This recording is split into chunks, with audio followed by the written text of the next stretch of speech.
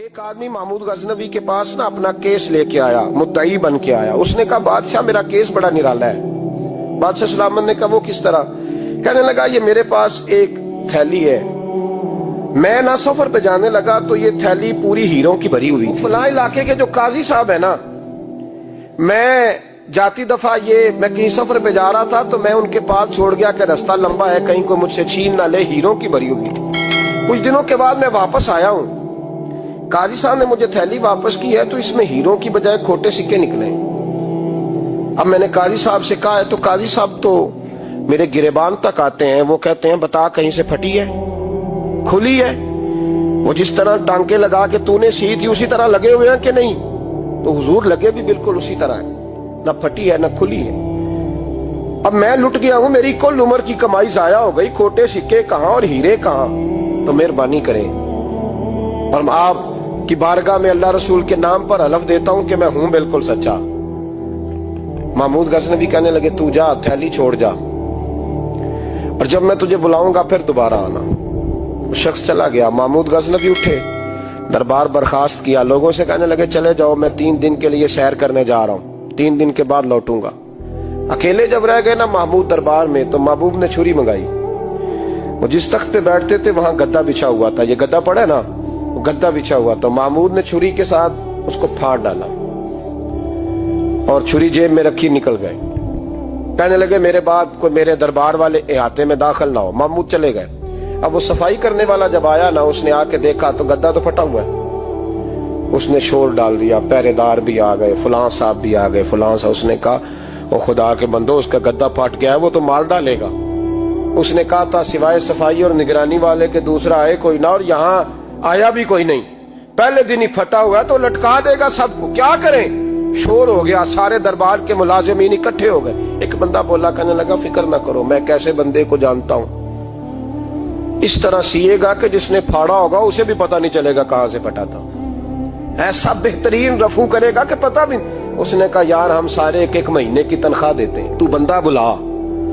وہ بلا لیا اس کو، اس کا نام محمد رفو گر تھا۔ وہ آیا، اس کو گدا دکھایا، اس کا یار اس طرح سینہ پتہ نہ چلے۔ اس نے کہا فکر ہی نہ کرو، میں بڑا کاریگر ہوں۔ بڑے بڑے کاریگر لوگ نہیں ہمارے ملک میں پائے جاتے، کوئی نشان چھوڑتے ہیں پیچھے بڑے۔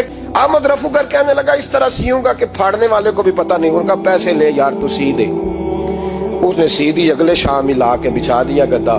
تیسرے دن بادشاہ سلامت آئے، آ کے پہلی نظر گدے پہ ڈالی۔ اس نے بلایا سب ملازمین کو، کہا کس نے سیا ہے؟ کہا جناب کیا ہوا؟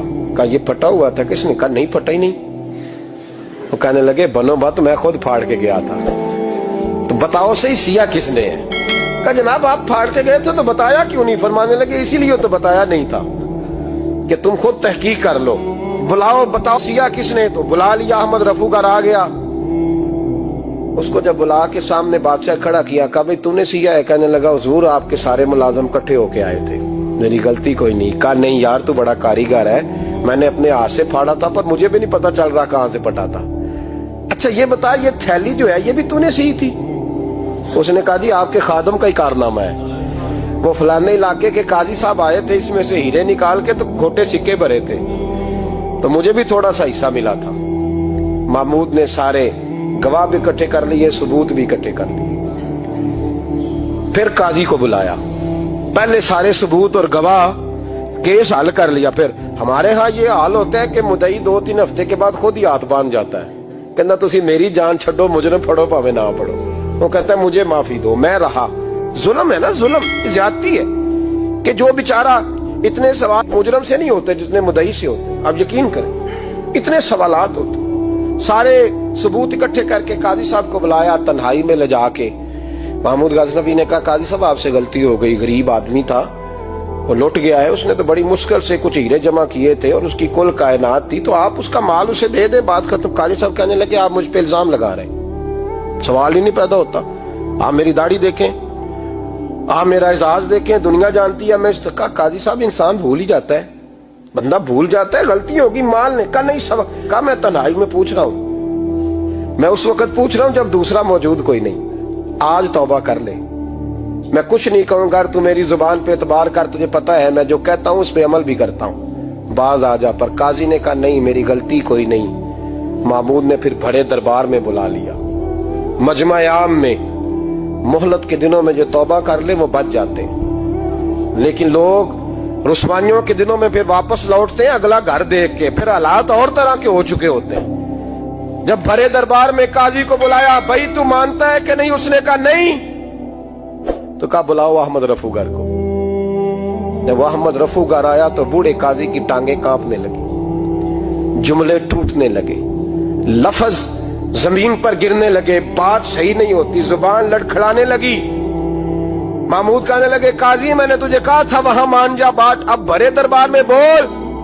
तो जब काजी साहब की गर्दन खुद ब खुद झुक गई तो दुनिया समझ गई।